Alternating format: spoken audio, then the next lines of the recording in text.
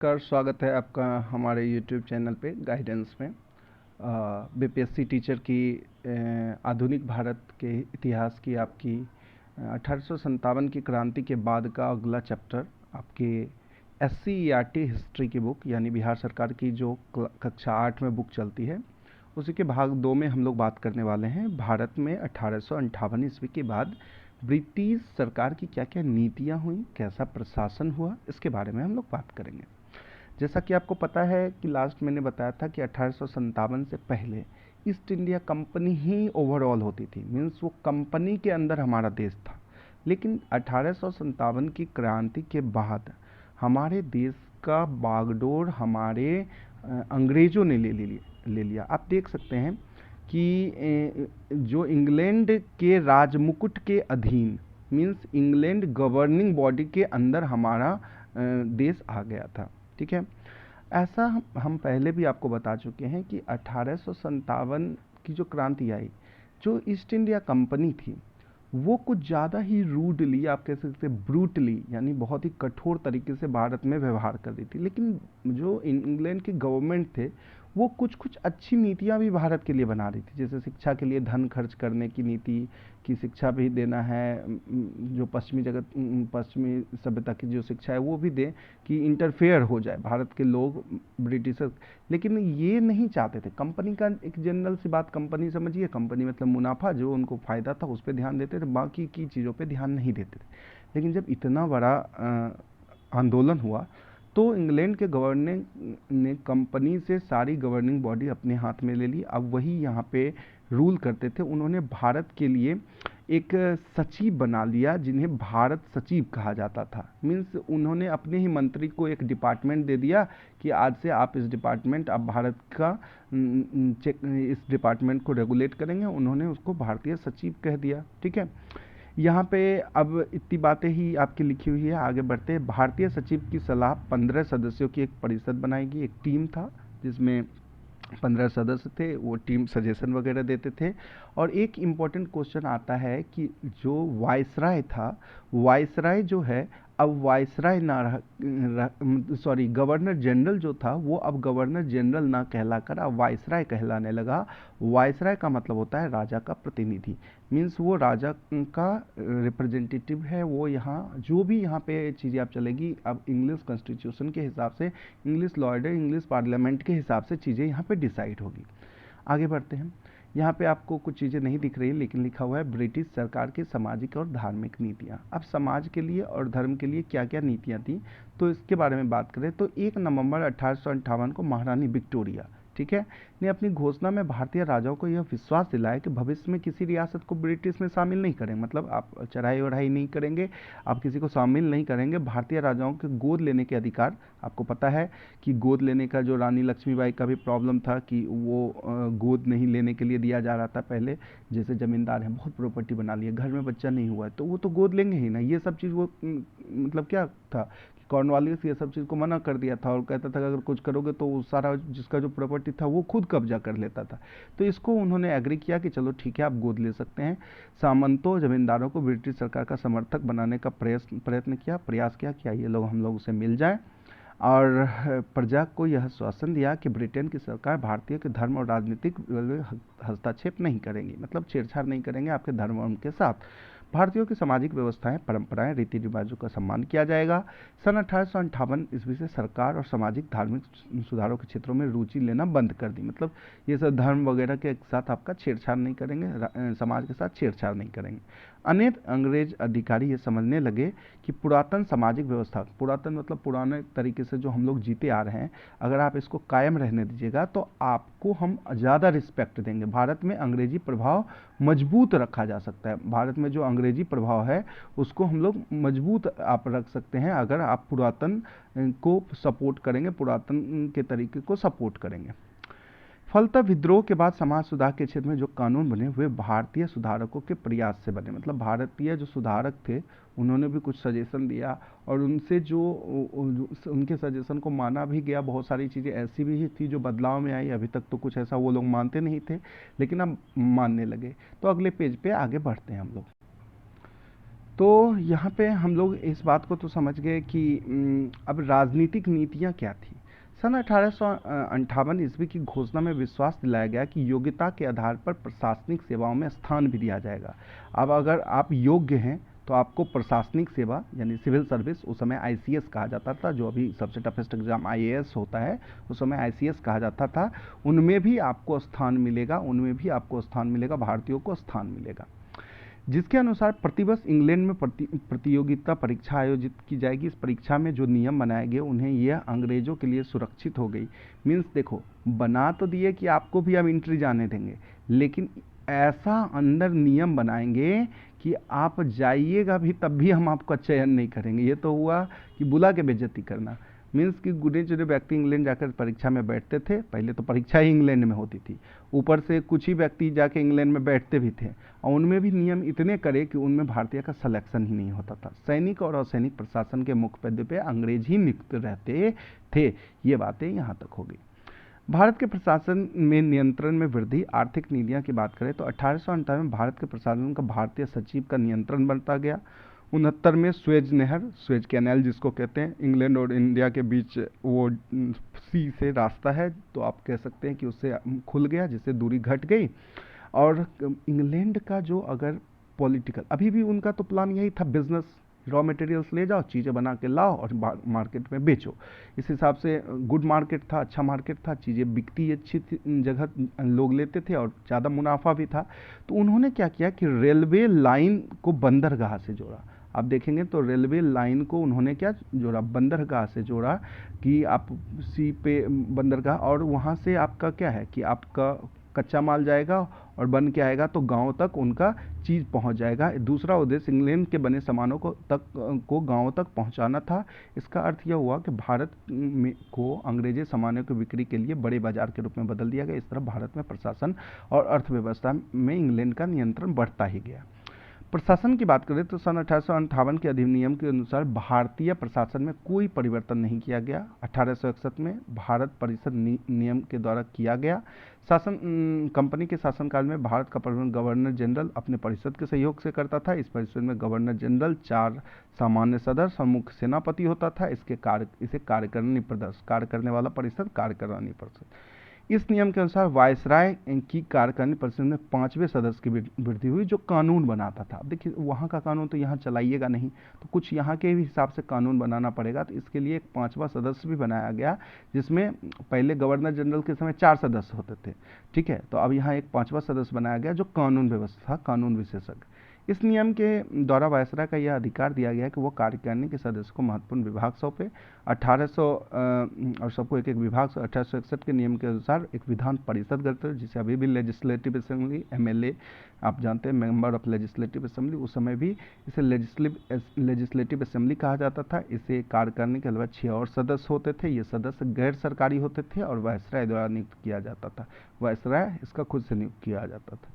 इसमें भारतीयों को भी मनोनीत किया जाता था, पर कानून के अतिरिक्त अत्यंत इनके अधिकार सीमित थे। 1861 के अधिनियम के अनुसार प्रांतीय व्यवस्था में भी परिवर्तन किया गया।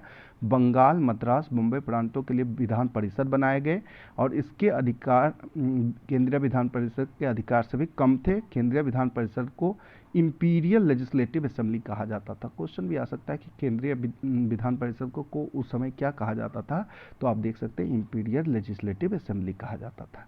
तो ये पेज भी कंप्लीट है। नेक्स्ट पेज, तो पेज नंबर 60, सन 1861 में ब्रिटिश सरकार का 2 महत्वपूर्ण नियम, ये याद रखने की चीज़ें आप भी याद रखिए। 2 महत्वपूर्ण नियम था, एक था भारतीय असैनिक सेवा अधिनियम और दूसरा था भारतीय उच्च न्यायालय अधिनियम। ये 2 अधिनियम थे जो ब्रिटिश संसद द्वारा 2 महत्वपूर्ण नियम बनाए गए और इसको रूल में लाया गया। अब यहाँ पर स्थानीय प्रशासन की बात करें तो भारत में अंग्रेजी राज्य की स्थापना के बाद ग्राम पंचायतें समाप्त हो गई। पहले लोग 5 गो इम्पोर्टेंट आदमी खड़ा होकर डिसीजन भी सुनाता था, लेकिन अब ये सब बंद हो गया।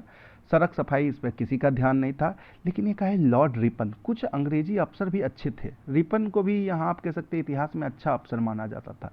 उन्होंने अपने कार्यकाल में, उनका कार्यकाल दिया है 80 से 84 के बीच, स्थानीय स्वशासन व्यवस्था स्थापना की म्युनिसिपल कॉरपोरेशन अभी भी यूज करते हैं। नगर में छोटे शहरों के लिए नगर पालिका जो अभी भी आप यूज करते हैं। इन नगर पालिका को स्थानीय स्थान सामाजिक निर्माण कार्य के लिए कर लगाने का अधिकार दिया कि चलो टैक्स वगैरह लगाओ और इस पे काम करो। सन 1882 में ग्रामीण क्षेत्रों में जिला बोर्डों और स्थानीय बोर्डों का गठन किया। रिपन का विचार था ये संस्थाएं राजनीतिक शिक्षा का कार्य करेंगी। इन संस्थाओं पर गैर सरकारी संस्थाओं की संख्या अधिक होती थी। सदस्यों का चुनाव करने वाले मतदाता थे। इनके अध्यक्ष इन्हीं के सदस्यों द्वारा चुने जाते थे। लॉर्ड कार्जन जी आए और रिपन बाबा के सारे सुधारों पे पानी फेर दिया और उन्होंने कलकत्ता नगर निगम अधिनियम बनाया। इसके अनुसार नवनिर्वाचित सदस्यों की संख्या कम कर दी।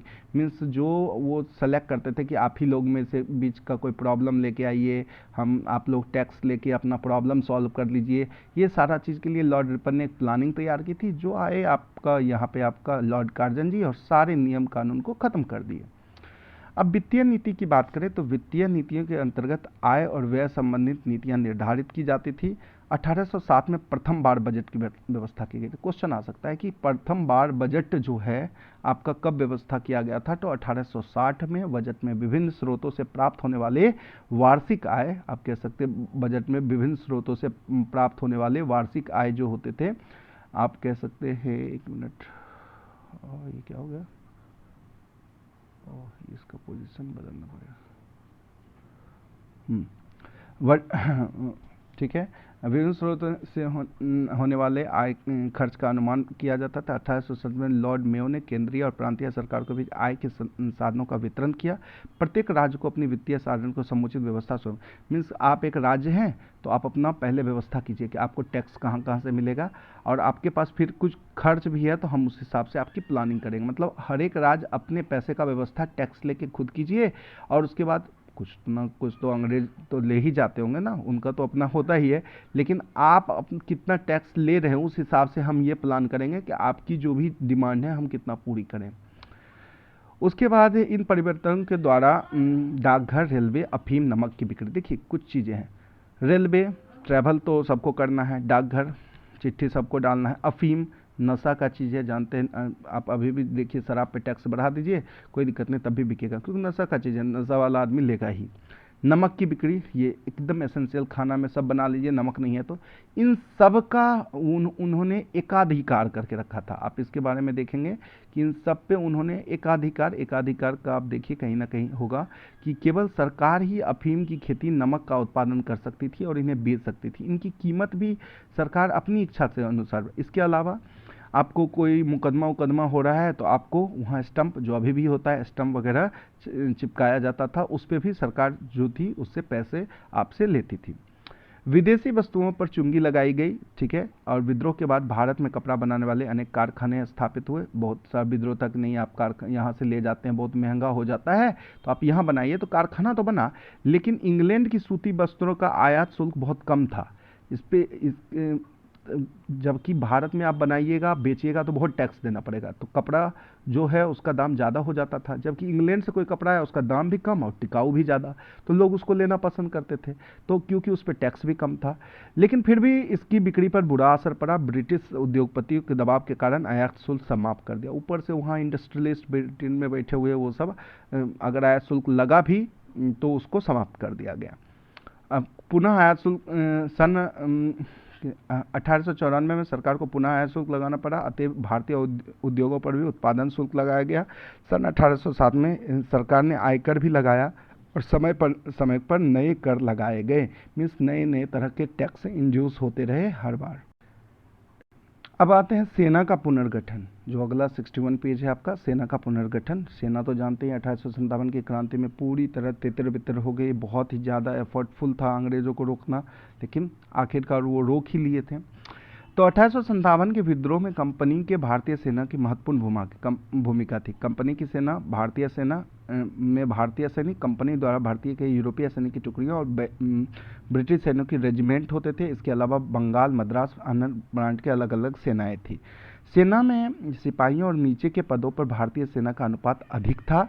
1858 के बाद कंपनी की सेना और इंग्लैंड सरकार की सेना को मिला दिया गया। पहले अलग अलग था, भारत की कंपनी की सेना अलग थी और इंग्लैंड की सेना, सरकार की सेना अलग थी। प्रांतीय सेनाओं को भी संगठित कर दिया गया फिर उसके अलावा देखा कि यहाँ पे जब सैनिक विद्रोह जिसको आप 1897 उसमें वो लोग इसी शस्त्र का यूज कर रहे थे, तो उन्होंने तोप खाने और शस्त्रागार से भारतीय सेना को अलग रखा। पहले जो रेशियो अलग थी अब वो 2:1 की थी, पहले शायद 5:1 की थी आई थिंक, और वो और इसे बढ़ाकर 5:2 कर दिया गया। पहले 2:1 रखा गया, मतलब 2 इंडियन 1 ब्रिटिशर, फिर 5 इंडियन 2 ब्रिटिशर, इस तरह रखा गया। विद्रोह के समय दानापुर कानपुर को कोई सैनिक नहीं थी, तो इलाहाबाद में एक सैनिक छावनी बना दिया गया कि यहाँ से भी रेगुलेट किया जा सके। उसके अलावा कुछ यहाँ पे जो भी अफसर होते थे अंग्रेज होते थे, लेकिन कुछ भारतीय जो इंग्लैंड में सेंसर्ट आपका मिलिट्री कॉलेज से अगर शिक्षा प्राप्त करके आए थे, तो उन्हें उच्च पद देने के बात की जाती थी, लेकिन फिर भी बहुत कठिन थी। सेना की इकाइयाँ गठन प्रांत जातियों के नाम पर था, जो अभी भी है। Sikh regiment, Rajput regiment, Gorkha regiment, Rajput Maratha rifles, Baloch regiment, ये सब। नौसेना और वायुसेना का भी गठन किया गया। अब सिविल सर्विस जो बहुत ICS की परीक्षा, सब मतलब कि हर एक यहाँ पे पहले तो एकदम फिक्स था कि अंग्रेज ही ऑफिसर के पद पे रहें, लेकिन बहुत ये डिमांड होती थी कि जब हम काबिल हैं तो हम क्यों नहीं। तो प्रशासन के सभी महत्वपूर्ण पदों पर सिविल सर्विस के सदस्य होते थे, अभी भी हैं।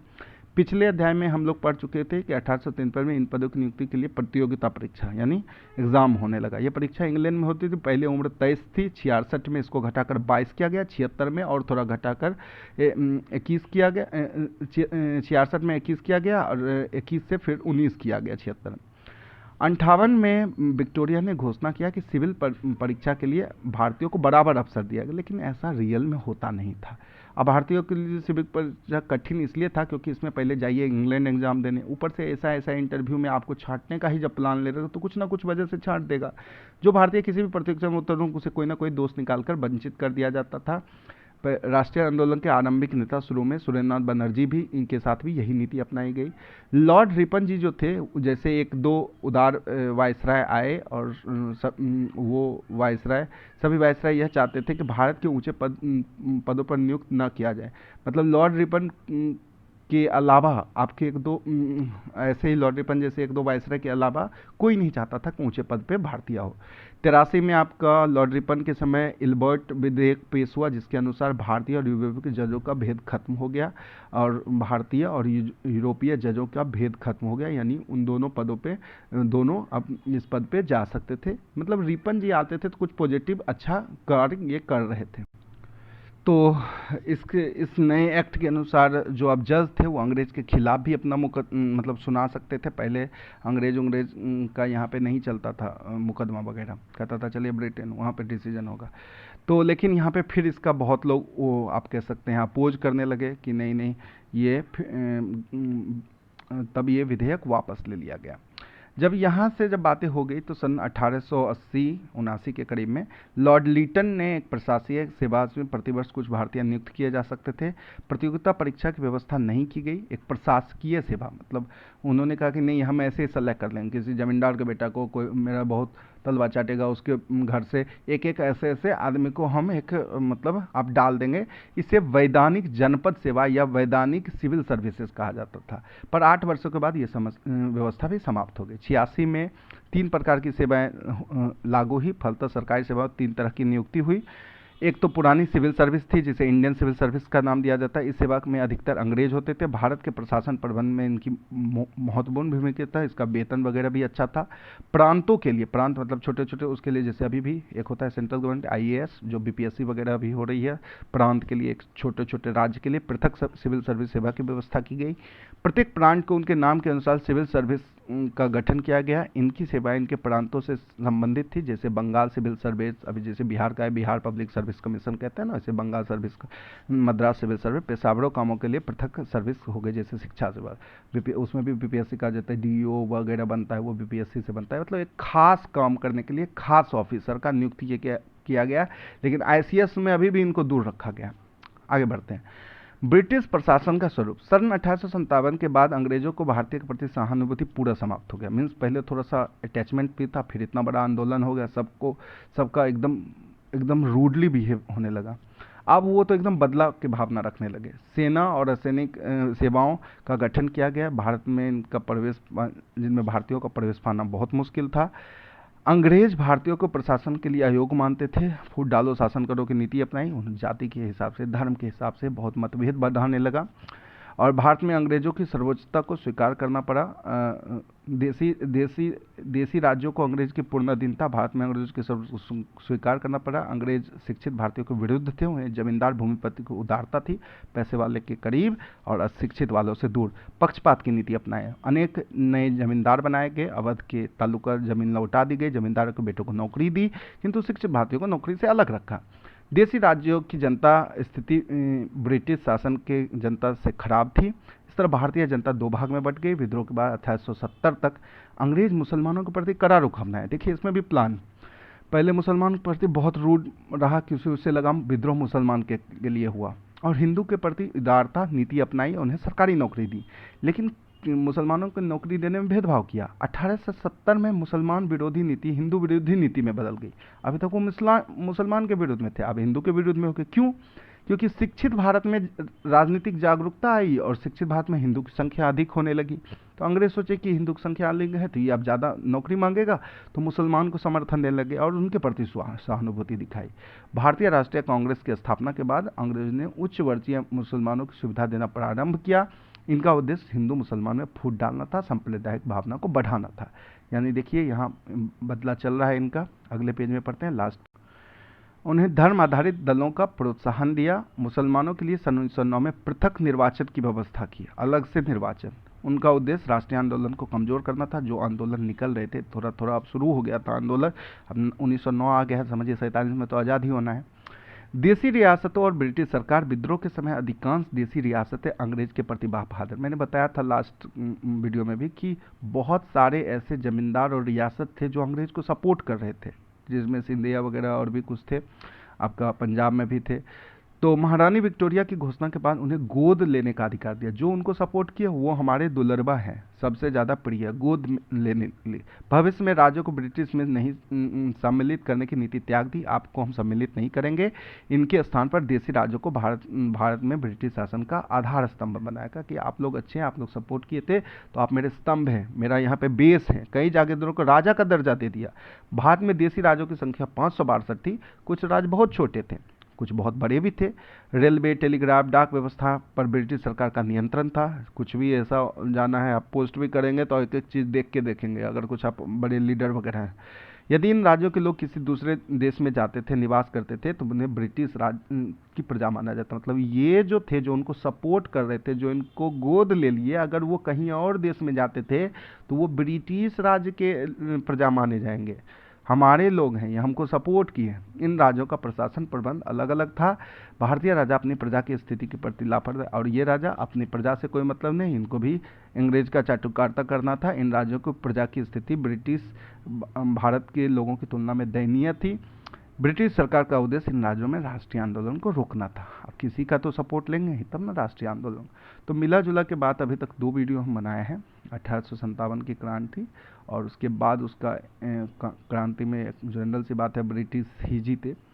तो 58, उसके बाद वो आगे क्या किए उसके बारे में पढ़े। ये अध्याय करके, भाग भाग करके हम आगे वीडियो भी बनाते रहेंगे।